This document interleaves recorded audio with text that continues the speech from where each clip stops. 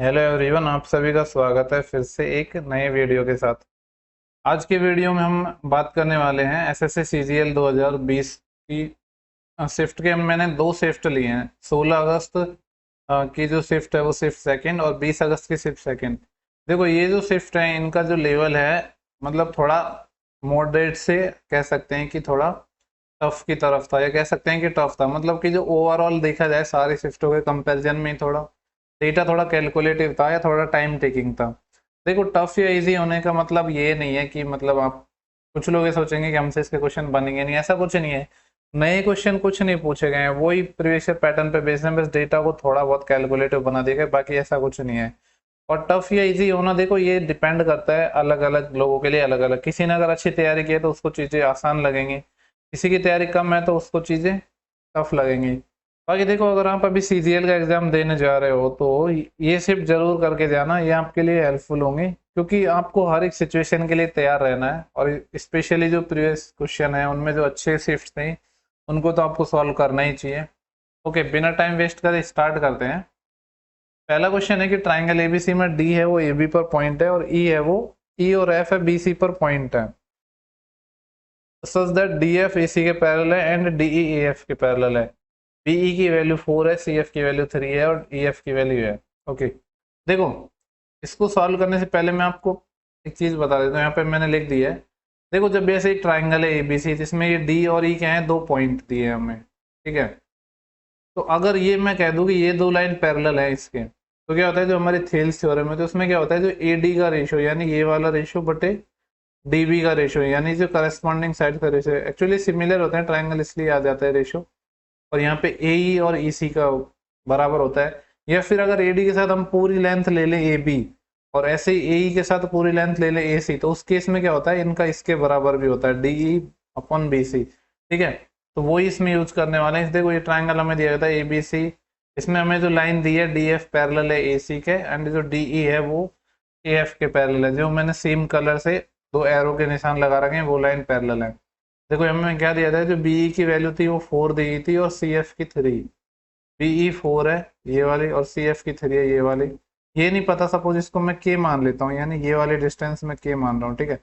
अब मैं यही वाली थ्योरम लगाने वाला हूँ इस वाले ट्राइंगल में, ठीक है। तो देखो, इसमें ये वाली लाइन इस वाले के पैरेलल थी, यानी पूरे ट्राइंगल एबीसी में मैं लगाऊंगा तो ये बी से डी का जो रेशियो है, बी से डी का रेशियो है, और कंप्लीट जो बी से ए का रेशियो है, ये इक्वल होगा, किसके इक्वल होगा, यहाँ पे बी से लेकर जो पैरेलल लाइन है ये वाला, बी से लेकर एफ तक पहला पॉइंट। तो देखो, बी से एफ तक कितना हो जाएगा, ये 4 है और ये के है, तो ये 4 प्लस के हो जाएगा।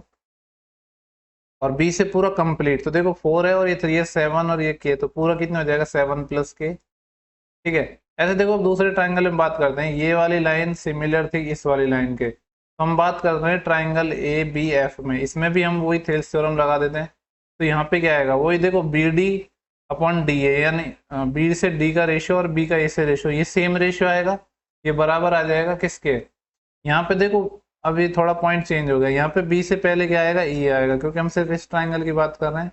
तो पहले बी से क्या, कौन सा पॉइंट आ जाएगा, ई तक, तो बी से ई तक की वैल्यू 4 है, डिवाइड, और बी से कहाँ जाएगा, बी से एफ, तो ये कितना हो जाएगा, 4 प्लस के, ठीक है। तो इनको बस हम इक्वल कर देते हैं, देखो मल्टीप्लाई कर देते हैं हम, तो ये कितना आएगा, 4 चौके 16, बेसिकली 4 प्लस के का होल स्क्वायर हो गया, तो इसको हम स्क्वायर कर देते हैं, के स्क्वायर, और ये 4 के का डबल 8 के, ये किसके इक्वल हो जाएगा, यहाँ पे आ जाएगा 4 28 और 4 के, इतना ही आएगा ना। यहाँ से क्वाड्रेटिक इक्वेशन बन गई हमारी।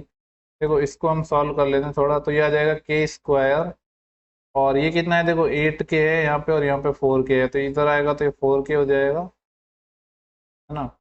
और ये 16 है और ये 28 है, इधर आएगा तो -12 इक्वल टू 0। इसके फैक्टर करने में को, तो इसके फैक्टर क्या हो जाएंगे कि -2 आना चाहिए, तो हम कह सकते हैं इसके फैक्टर हो जाएंगे 6 और -2 हो जाएंगे ना।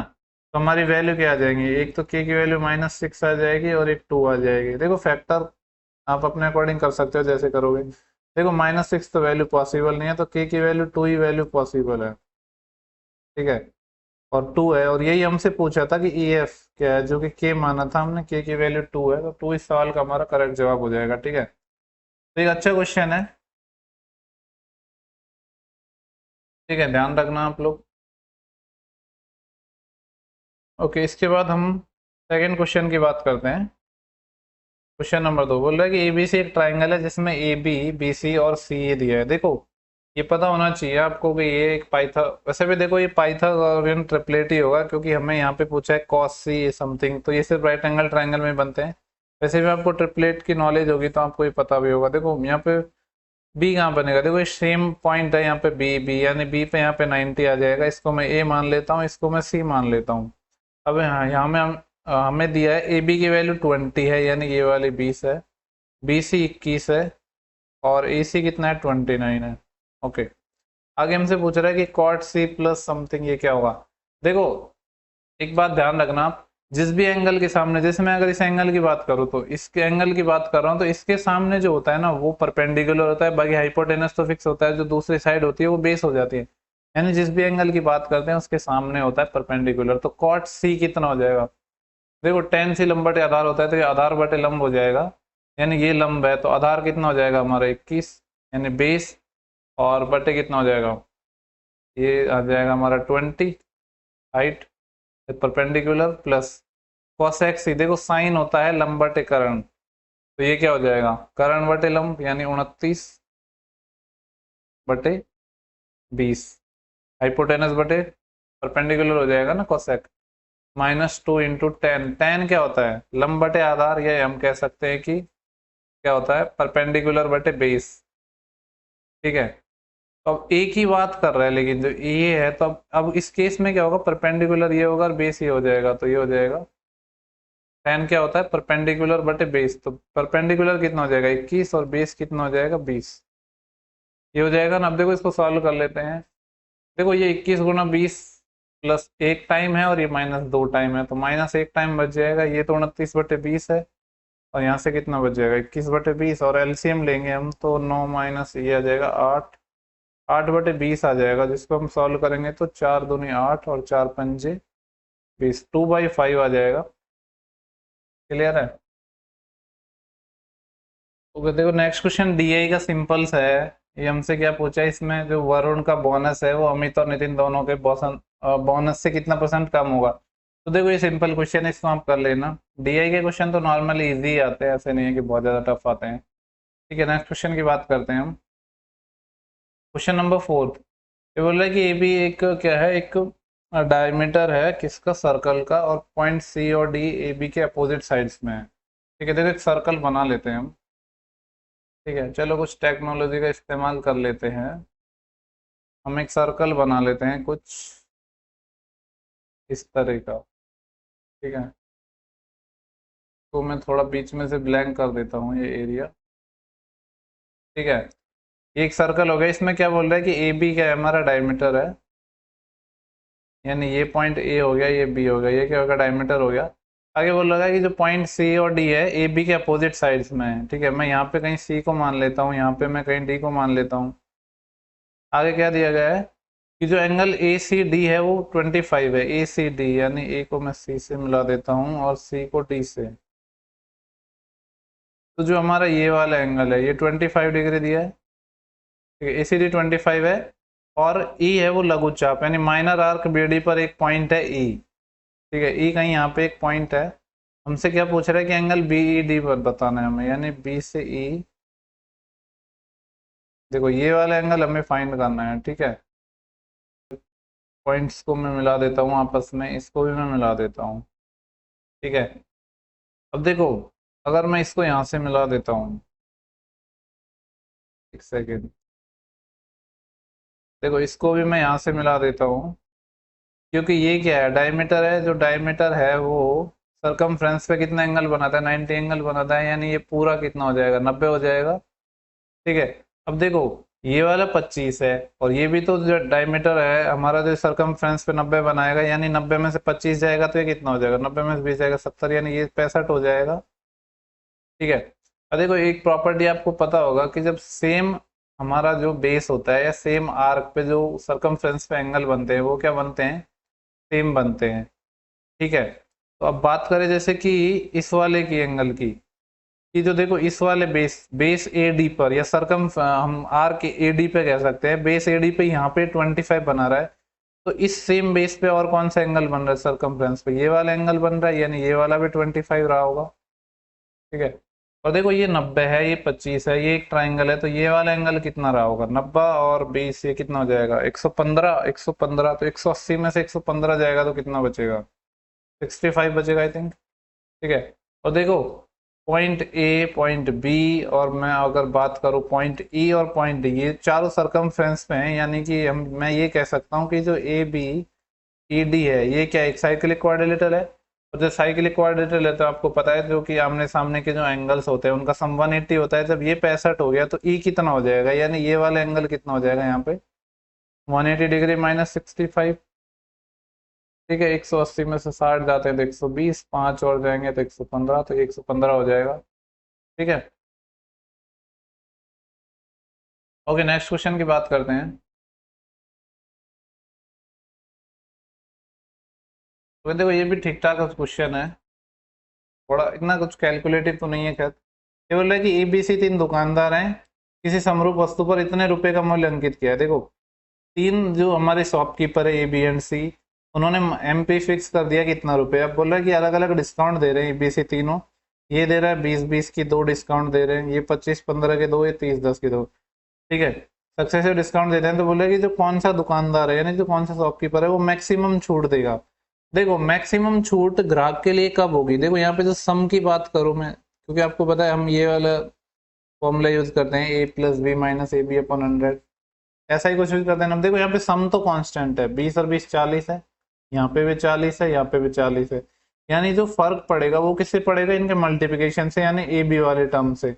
अब देखो अगर ग्राहक के केस की बात करें हम, तो ग्राहक को कब फायदा होगा, जब इस ए प्लस बी में से मिनिमम घटे, यानी ए प्लस जो ए इंटू बी का जो मल्टीप्लिकेशन है वो कम से कम आए। तो यहाँ पे 400 आ रहा है, यहाँ देखो यहाँ 20 गुणा 20 400 हो गए, और ये कितना हो जाएगा 250 और 125 375 होगा ये, और यहाँ 300 होगा।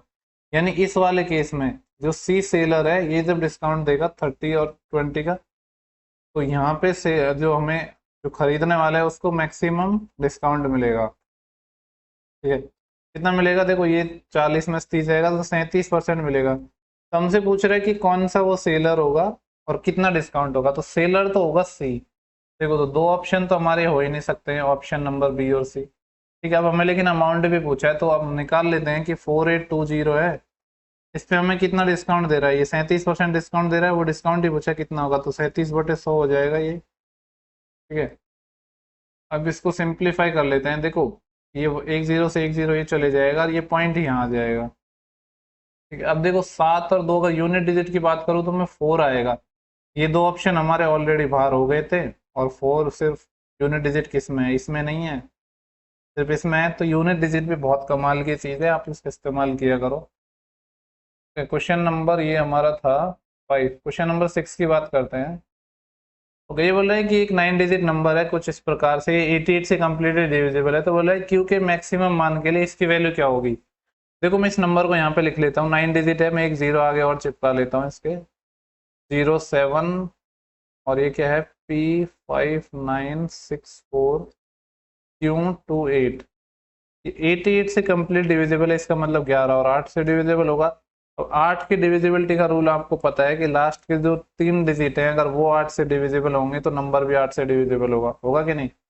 अब यहाँ पे देखो एक और चीज गौर करने वाली है, जो हमसे यहाँ पे क्या कहा गया है कि जो क्यू की हमें मैक्सिमम वैल्यू लेनी है। तो देखो हम ट्राई करते हैं क्यू की मैक्सिमम वैल्यू क्या हो सकती है। देखो यहाँ पे मैक्सिमम वैल्यू एक यूनिट डिजिट नंबर है, 9 ही लेके चेक कर लेते हैं, जैसे भी 9 लेंगे हम, तो 9 में क्या आ जाएगा, 8 एकम 8 बचे 1 12, 8 एकम 8 4 8 6 की 48। ओके, देखो Q बराबर 9 अगर ले रहे हैं हम तो ये 8 से डिविजिबल हो रहा है, यानी जो हमारा Q है, यानी कि मैं इसकी बात कर रहा हूँ, यहाँ पे मैं लिख देता हूँ 9।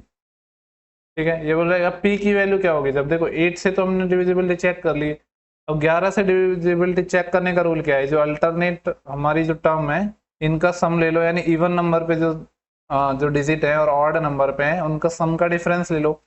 या फिर एक तरीका दूसरा है, मैं आपको बताता हूँ कि आप देखो यहीं पे डिफरेंस ले लो, चाहे तो ऐसे ले सकते हो आप, चाहे मतलब देखो 0 से 7 ऐसे ले सकते हो, या फिर रिवर्स में ले सकते हो, जैसे आप चाहो वैसे ले सकते हो, कोई प्रॉब्लम नहीं। जैसे मैं रिवर्स में ले लेता हूँ तो 8 से 2 कितना डिफरेंस आया 6, यहाँ पे 9 से 4 ये कितना आया 5, 6 से 9 ये कितना आएगा, -3 आएगा यहाँ पे। तो कैसे भी कर सकते हो, यहाँ तो इवन और ऑड नंबर पे हैं, उनको जोड़ के डिफरेंस ले सकते हो जैसे आप चाहो, ठीक है। फिर यहाँ पी से 5 से पी आएगा, यानी 5 माइनस पी आएगा। और यहाँ पे कितना आया, 7 से 0 यानी 7 आया। इसको हमें 11 से डिविजिबिलिटी चेक करनी है, तो देखो यहाँ पे कितना हो गया, 6 और 5 11, 11 माइनस 3 8, 8 और 5 13, और 13 और 7 कितना हो गया, 20। यानी ये हमारा आ गया 20 माइनस पी डिवाइड 11। देखो 11 से डिवाइड होने के लिए पी को क्या होना पड़ेगा, यानी यह नंबर है तो 11 का मल्टीपल हो या फिर 0 हो। 0 तो यहाँ पे हो नहीं सकता क्योंकि P one unit digit number है, तो पी की वैल्यू क्या ले सकते हैं, मैक्सिमम। यहाँ पे अगर 9 लेंगे हम तो 20 माइनस 9 11 आएगा, तब ये नंबर 11 से डिविजिबल होगा, यानी क्यू की वैल्यू तो हमारी 9 आई थी, यहाँ पे पी की वैल्यू भी हमारी 9 आ चुकी है। और हमसे पूछा क्या है, पी स्क्वायर माइनस क्यू, यानी 9 का स्क्वायर माइनस 9 और 81 माइनस 9 आ जाएगा 72। ओके, नेक्स्ट क्वेश्चन की बात करते हैं।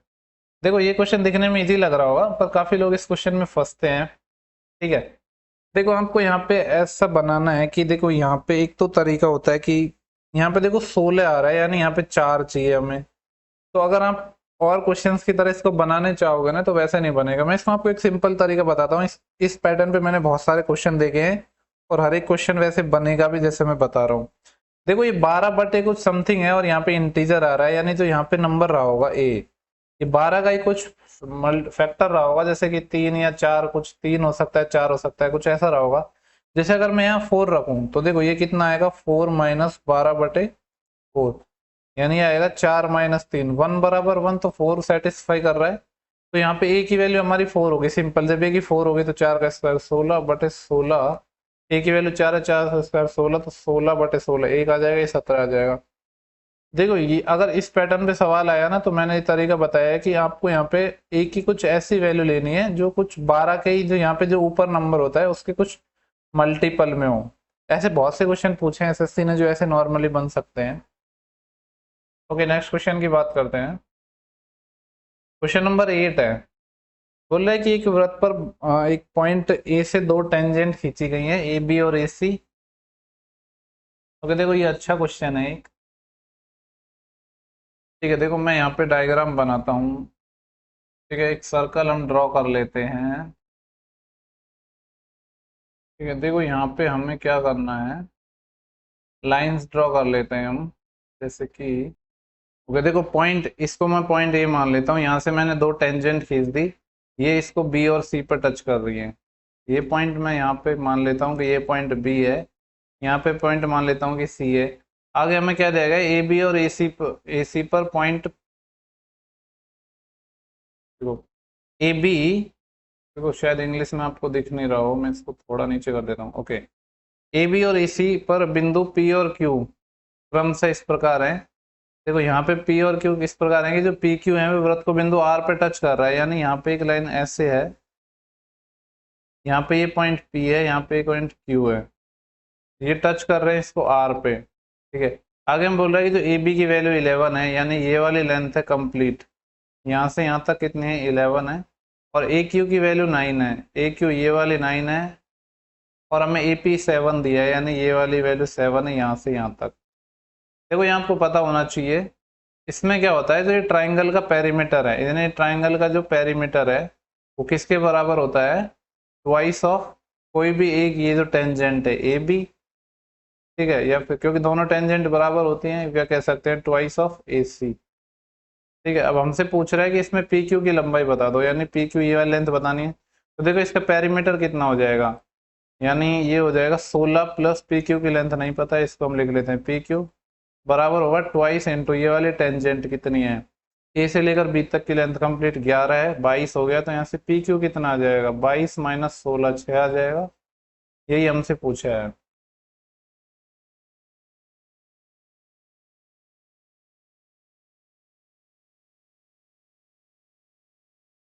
देखो इसको आप इंग्लिश में पढ़ लो, आप पॉज करके देख लेना, क्योंकि जो हिंदी का जो है वो नेक्स्ट पेज में है, और यहाँ पे सॉल्व करने के लिए जगह भी नहीं है, तो मैं इसको नेक्स्ट पेज में चेंज बदल रहा हूँ। देखो यहाँ पे पॉइंट क्या था कि इलेक्शन में 3 लोग थे, चमन लाल, अरशद और जगतजीत। चमन लाल को सी से लिख देते हैं, अरशद को ए से, जगजीत को जे से लिख देते हैं। बोले कोई चुनाव लड़ा, मतदान के सभी जो वोट थे वो वैलिड थे, अरशद ने कुल वोटों के 35% वोट मिले, यानी टोटल 100% वोट डाले तो अरशद को कितने मिले 35%। ठीक है, और चमन लाल को प्रत्येक 35 वोट में से 14 वोट मिले। देखो ये लाइन है ना, ये सबसे इंपॉर्टेंट लाइन है इस सवाल की। इसका मतलब क्या है, तो बोला है कि जो चमन लाल को हर एक 35 में से 14 वोट मिलते हैं तो कितना परसेंट मिलते हैं, मतलब कि हर जब 35 वोट डालते हैं तो चमन लाल को कितने मिलते हैं, 35 में से 14 मिलते हैं, तो परसेंटेज में ये कितना हो जाएगा, 7 दूनी 14 और 7 पंच 35, 5 से गया 20, यानी ये 40% आ जाएगा। चमन लाल को मिले हैं 40, इसको 40 मिले, इसको 35 मिले 75, तो इसको कितने मिल जाएंगे 25। आगे बोल रहा है कि जो सबसे कम वोट पाने वाले व्यक्ति की तुलना में कितने वोटों से कौन जीत गया, विजेता। ठीक है, यानी जो सबसे कम वोट मिले हैं 25% ये, और जो विजेता कौन होगा ये, इनका डिफरेंस दे रखा है हमें, कितना है इनका डिफरेंस 15%। 15% की वैल्यू यहाँ पे दी गई है 4950, और हमसे पूछ रहा है कि टोटल वोट कितने डाले, यानी 100% निकालना है। तो ये कितना हो जाएगा, 15 तो 45, 4, 15 तो 45 0, और 100% की निकालनी है, 2 जीरो और चिपका दो, 33,000 आ जाएगा। ओके, क्वेश्चन नंबर 10 की बात करते हैं। What is the ratio of the average of first 8 prime number. देखो पहले 8 प्राइम नंबर कौन से होंगे, पहला 2 से स्टार्ट होता है, ओनली एक सिंगल इवन प्राइम है, उसके बाद क्या होगा 3, उसके बाद क्या होगा 4 नहीं होगा 5, फिर 7, फिर क्या हो जाएगा 11, 13, और क्या होगा फिर 17, 19, 8 हो गए, के 1 2 3 4 5 6 7 8 हो गए। देखो इनका एवरेज निकालना है तो सबको जोड़ लेते हैं, 19 और 17 कितने हो जाएंगे, 19 7 26 10 36, 36 और 13 39, 49, 49 और 11 50, 60, 67, 67 और 5 कितने हो गए 72, 72 और 3 75, 75 5 77, 77 बटे 8 हो गए इनका एवरेज। बोला कि इनका औसत का, और फर्स्ट 10 नेचुरल नंबर है, इनके औसत का एवरेज निकालना है। और देखो पहले 10 नेचुरल नंबर कौन से होंगे और उनका एवरेज निकालना है, नहीं पहला 2 होगा, 4 होगा, 6 होगा, डेड डेड पे दूसरा लास्ट कौन सा आ जाएगा 20 आ जाएगा।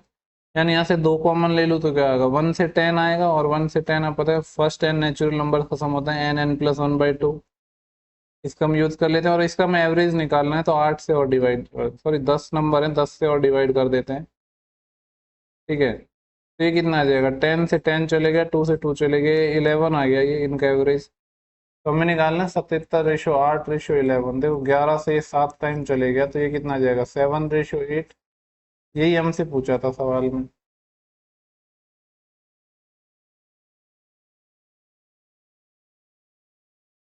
बोल रहे ए एंड बी कोई काम को 15 और 10 दिनों में निपटा सकते हैं, ये मान लिया मैंने यहाँ पे।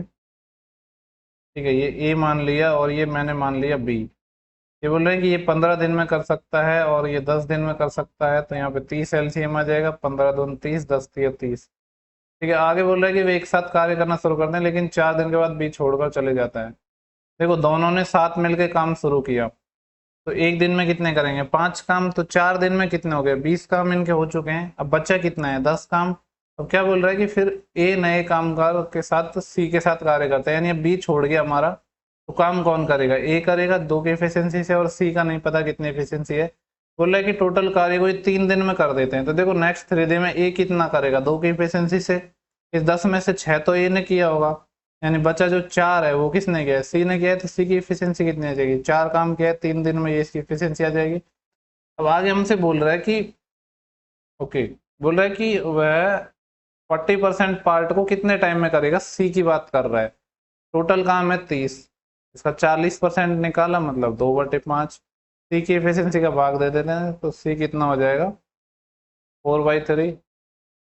इसको सॉल्व कर लेते हैं। देखो 5 से ये 6 टाइम चले जाएगा, और ये 2 टाइम, और इससे 3 टाइम, 3 और 3 9 आ जाएगा। ओके, नेक्स्ट क्वेश्चन की बात करते हैं।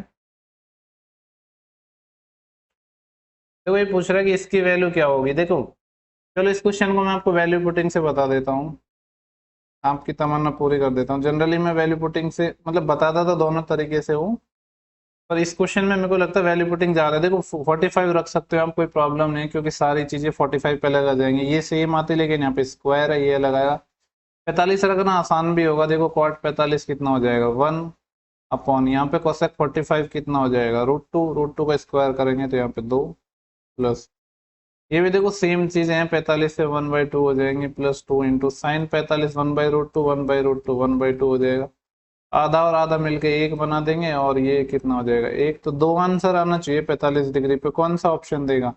ये होता है √2 इंटू √2 2, ये नहीं देगा क्योंकि 4 दे देगा, ये 1/2 ये 1/√2 1/2 देगा, यानी ऑप्शन नंबर ए हमारा इस सवाल का सही जवाब हो जाएगा।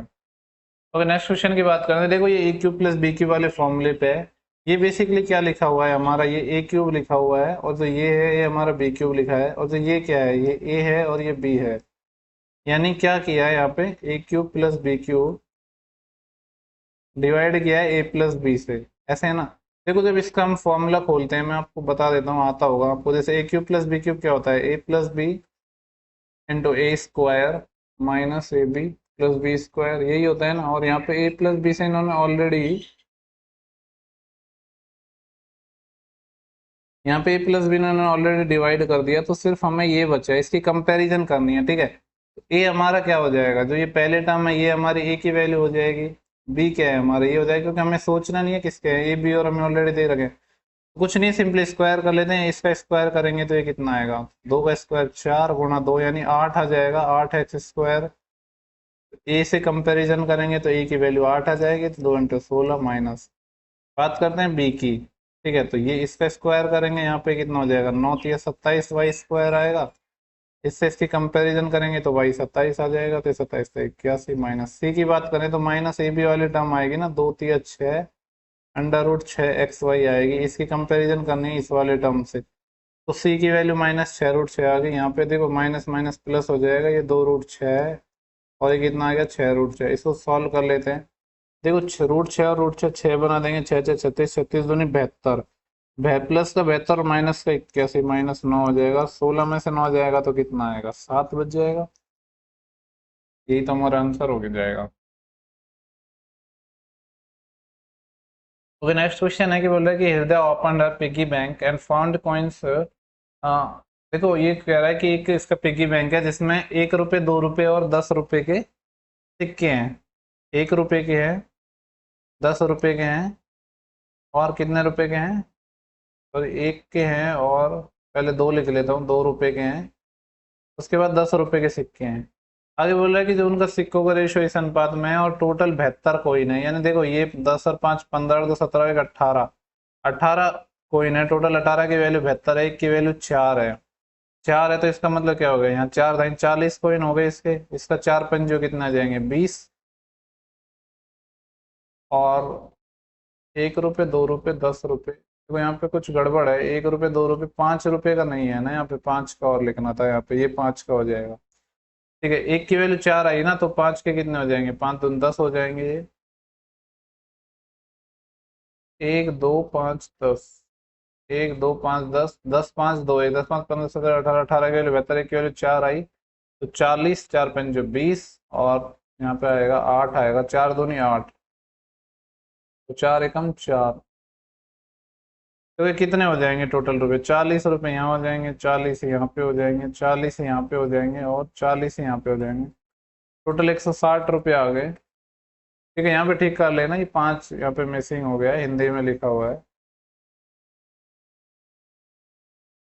ओके देखो नेक्स्ट क्वेश्चन सिंप्लीफिकेशन का है, देखो इसको सॉल्व करें तो हम ये कितना हो जाएगा 5 5 25 और 4 29/5, मैं इस टर्म की बात कर रहा हूँ, ये आ जाएगा 29/5, और ये कितना आ जाएगा 28 और 29/2, उल्टा करेंगे तो 2/29 हो जाएगा ना, डिवाइड को मैंने इसमें चेंज करेंगे तो मल्टीप्लाई, तो 2/5 आ गई ये वाली टर्म, तो यहाँ पे 2/5 है और यहाँ पे ये मल्टीप्लाई हो रहा है 15/4 से, यानी इससे 3 टाइम चले जाएगा, इससे 2 टाइम चले जाएगा, तो 3/2 आ गई ये वाली इतनी पूरी टर्म, 3/2 आ गई, प्लस देखो अब तो कुछ नहीं, सिंपल प्लस कर रखा है, 3 + 5/6 प्लस यहाँ पे कितना है ये 3, और इसका जो 2/3 बचा है मैं इसको यहाँ लिख देता हूँ, ये वाला 3 और ये 2/3 है, इनको जोड़ लेते हैं। देखो ये 3 और 3 कितने बना दे 6 हो जाएंगे, बचे क्या हमारे 5/6, देखो कौन कौन सी टर्म बच गई,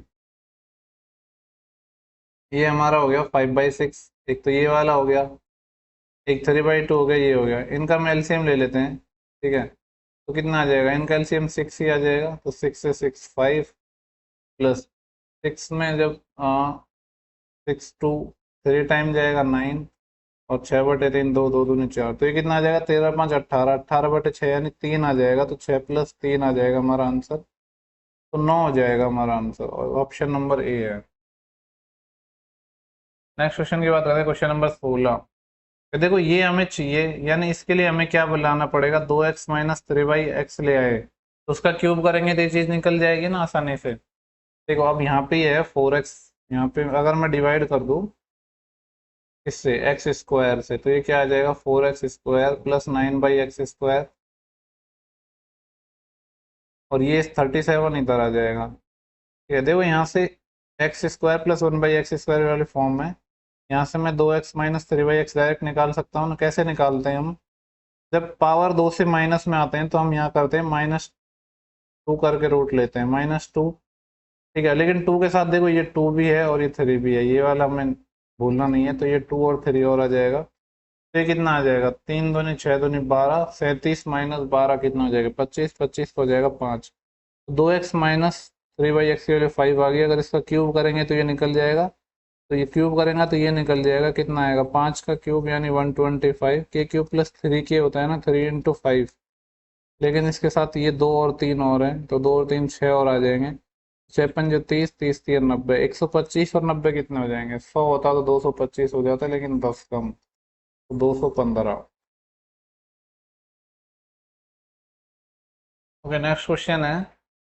ये बोल रहा है कि कोई सम है, वो सिंपल इंटरेस्ट से इतने रुपए हो जाता है 3 साल में, और इतने रुपए हो जाता है 5 साल में। देखो 3 साल में ये 14,880 है, और 5 साल में 16,800 है, तो यहाँ पे ब्याज कितना हो गया। अगर मैं इसको 14,800 होता है ये, तब 2,000 रुपये हो जाते, लेकिन 80 ज्यादा है, ये तो 80 कम हो जाएगा, यानी 1,980 रुपये ब्याज हो गया। कितने में, देखो यहाँ 3 साल का था और ये 5 साल का था, यानी 2 साल का जो SI है वो इतना है। ठीक है, तो 1 साल का यहाँ से निकाल लेंगे हम, कितना आ जाएगा, 2×9 = 18, 1 18, 2×9 = 18, 990। अगर हम 3 साल का निकालें यहाँ से तो कितना आ जाएगा, देखो ये हो जाएगा 0 3 27, 2 3 27 और 2, तो कुछ गड़बड़ कर दिया, 2×18 बचे 1 18, 2×18 0। देखो ये 1,980 नहीं आएगा, ये 1,920 आएगा, क्योंकि 2,000 में से 80 कम करना था ना, ये 1,920 आएगा। यानी एक की वैल्यू यहाँ पे कितनी आएगी, 2×18 बचे कितने 1, तो 6 के 12, 960। ठीक है, तो अगर इसका 3 साल का निकाले हम, तो 3 साल का कितना आ जाएगा 2700 और 180, 2880 आ गया। ठीक है, देखो 3 साल बाद अमाउंट 14,880 था, जिसमें 2880 रुपये तो ब्याज था, यानी प्रिंसिपल कितना रहा होगा, इनमें से माइनस कर देते हैं तो 12,000 रुपये रहा होगा। अभी कह रहा है कि 10% के रेट से 4 साल पे इस पे ब्याज कितना हो जाएगा, 40%। इसका 40% कितना हो जाएगा, 12,000 का 40% कितना हो जाएगा, 12 चौका 4800, 4800 हमारा सही जवाब हो जाएगा।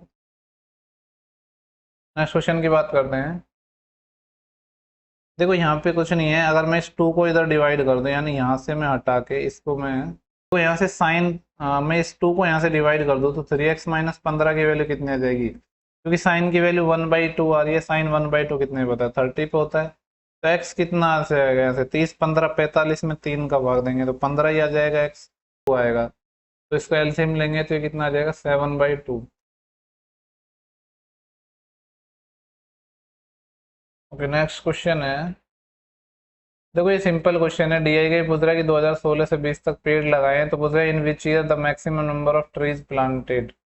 इन्हें बोल रहा है कि कौन से ईयर में सबसे ज्यादा पेड़ लगाए, तो सम कर लो आप, जिसका ज्यादा आएगा वही आंसर हो जाएगा। सिंपल क्वेश्चन है, इसको आप कर लेना। ठीक है, आप स्क्रीनशॉट ले सकते हो, मैं यहाँ पे आपको, ओके, तो थोड़ा मिनिमाइज कर देता हूँ। कहाँ गया, ये रहा। ठीक है, ये क्वेश्चन है। चलो नेक्स्ट क्वेश्चन की बात करते हैं। क्वेश्चन नंबर हमारा है क्वेश्चन नंबर 20। ये बोले ट्राइंगल का एक कोण 74 है और अन्य दो आंतरिक कोणों के समद्विभाजक, यानी ये क्या हो जाएगा, 90 प्लस 37 127 हो जाएगा। देखो क्या दिया है इसमें, ये जो एंगल है मान लो ये 74 है, तो इन दोनों के एंगल बाइसेक्टर, यानी इन सेंटर बनाएंगे, ये जिस पॉइंट पे मिलते हैं, ये वाला एंगल कितना होता है, ये 90 प्लस a/2 होता है, ये होता है ना 90 प्लस θ/2, तो ये 90 है, और यहाँ पे कितना है, ये 74 का आधा 37 हो जाएगा, तो ये कितना हो जाएगा 127, 9 और 3 12।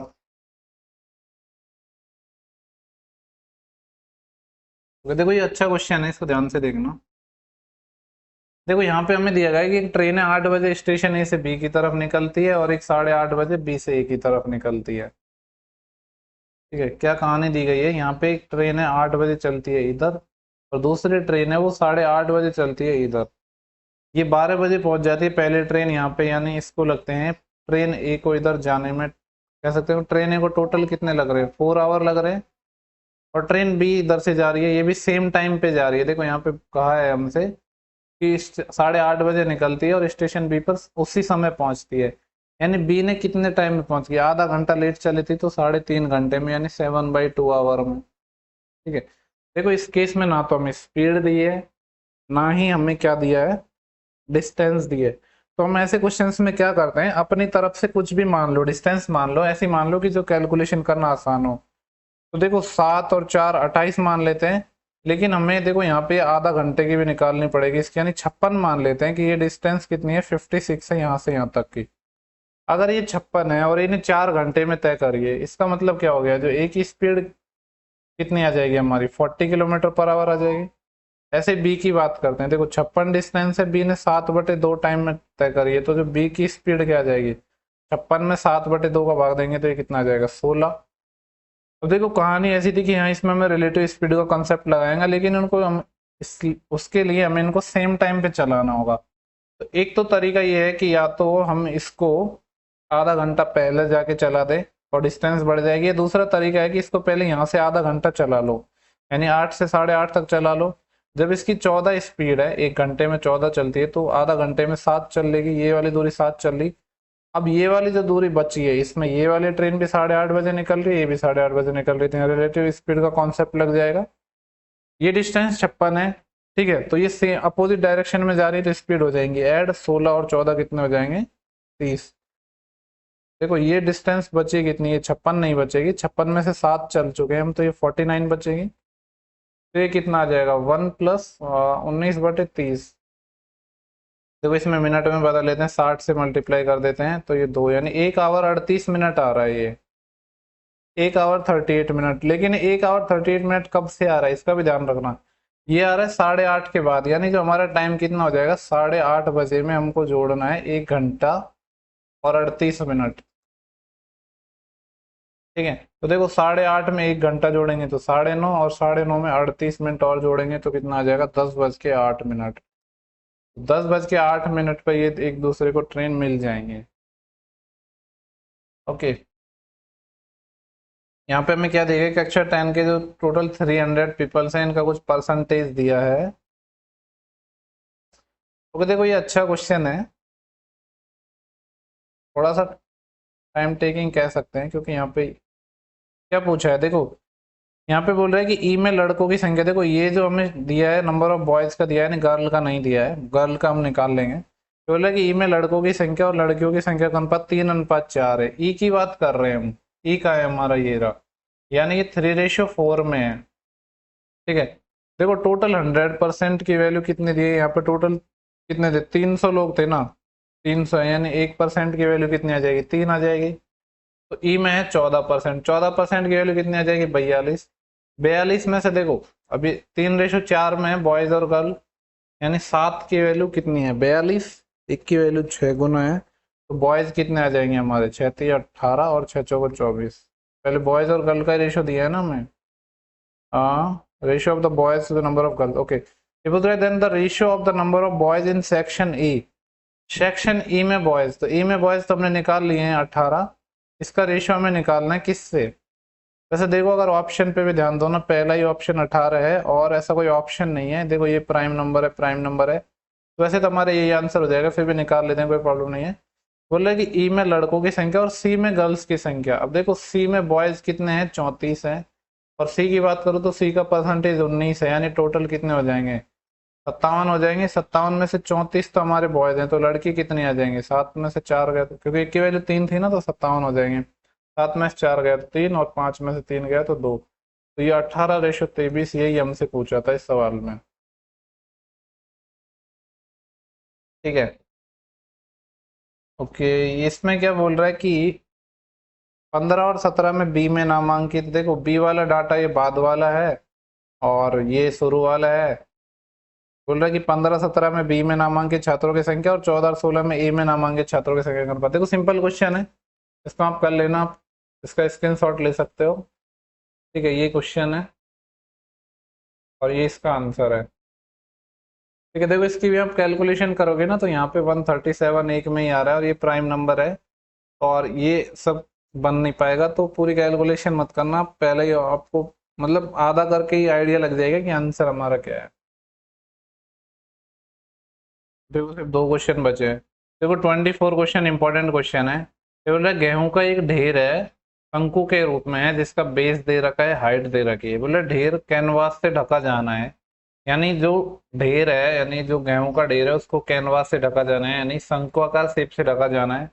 तो पूछ रहा है कि जो आवश्यक कैनवास है, जो उसका एरिया कितना होगा, यानी ये कुछ कौन के रूप में है, ऐसे चीजें हमें दी हुई है। ये देखो यहाँ पे हमें क्या क्या दिया है, ये जो अगर हम बात करें, इसका डायमीटर दिया है 8.4, तो रेडियस हो जाएगी 4.2। हाइट दी हुई है हमें, कितने दी है, ये वाली हाइट दी है 1.75। तो हमें निकालना है इसका एरिया कितना हो जाएगा, यानी कर्व सरफेस एरिया निकालना है कितना हमें 10 ये कैनवास चाहिए होगा। तो पाई आर एल, पाई होता है 22/7, आर आर कितना है 4.2 इंटू एल। देखो यहाँ पे बेसिकली एल निकालना ही हमारा मेन काम है, बाकी इस क्वेश्चन में कुछ है नहीं। तो एल कैसे निकालेंगे हम, एक तो तरीका है कि पाइथागोरस थ्योरम लगाओ आप, वो सब आपको नहीं करना है, आपको देखो रेशियो निकालो इनका। ये है 17542, इसके मैंने जब 2 जीरो हटाए तो नीचे 2 जीरो आ गए, इसके एक हटाए तो ऊपर 1 जीरो आ गए, यानी 0 से 0। इसको काट लेते हैं, 5 से 5 दिए 15, 5 दिए 15, 2 पचम 25, और 5 से ये 2 टाइम चले जाएगा। देखो 7 से भी कट रहा है, 7 पंजे 35, 7 6 के 42, यानी ये 5/12 आ रहा है। तो आपको पता है 5 12 13 एक ट्रिपलेट होता है, तो ये क्या होगा 13 होगा, लेकिन एक्चुअली में 13 नहीं है ये, क्योंकि यहाँ पे साइड 5/12 नहीं है ना एक्चुअली में, तो 5 क्या है, छोटी साइड है, यानी ये 5 की वैल्यू हमारी 1.75 है। कितने गुना है, 5 के 15, 2 पचम 25, यानी 0.35 है, ये 0.35 टाइम है। तो जो हमारी जो बेसिकली ये है वो कुछ इतने गुना हो जाएगी, यानी 13 पंजे 65, 6 13 39 और 6 45, यानी 4.55 है हमारी ये एल। तो यहाँ पे रख देते हैं 4.55। इसको सॉल्व करते हैं तो देखो 7 से ये चले जाएगा 0.6 टाइम, और 22 इंटू 6 से इसको मल्टीप्लाई कर लेते हैं, 6 पंजे 30, 3 कैरी आई, 6 पंजे 30 और 3 33, अस्सी लाई 3, 6 चौको 24 और 3 27, और पॉइंट कितने के बाद आएगा, 2 और 1 3 के बाद आएगा, यानी 2.73 है। 22 से इसको मल्टीप्लाई करते हैं, 22 3 66 और 60 आएगा, यानी 0। 16 कह रही है, देखो 660 आ रहा है, ऑप्शन ए ही ऐसा है हमारा जो लास्ट में इस तरीके का आंसर हमें दे रहा है। 160, 16 और 22 दूनी 44 और 16 कितने हो जाएंगे 60, तो 60.6 आ जाएगा।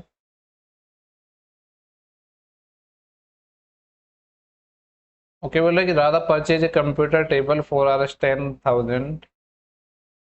ठीक है, 10,000 रुपये में कंप्यूटर टेबल खरीदती है, और एक सेंटर टेबल 5,000 रुपये में खरीदती है, और उस बोल रहे कि कंप्यूटर टेबल को 8% प्रॉफिट पे बेच दिया। तो बोल रहे कि with what profit percent should sell the centre table so to gain at 10% whole transaction. देखो एलिगेशन लगा सकते हैं, इसमें नॉर्मली भी कर सकते हैं, जैसे भी करना चाहो।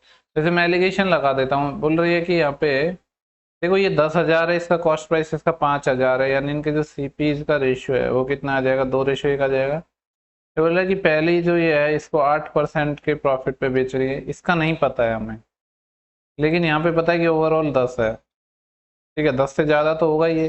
देखो 10 में से जब ये 8 जाएगा तो यहाँ 2 बचेगा, यहाँ नहीं पता क्या आएगा। एक की वैल्यू यहाँ पे 2 आ रही है, डबल आ रही है, तो 2 की वैल्यू यहाँ पे 4 आएगी।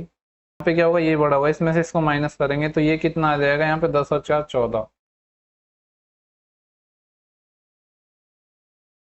ओके 14% हमारा सही जवाब हो जाएगा। यहाँ पे ऐसे भी कर सकते थे, देखो शायद इसमें एक जीरो ज्यादा लगा दिए, ठीक है, ऐसे भी कर सकते थे नॉर्मली, क्योंकि इसमें डेटा आसान है।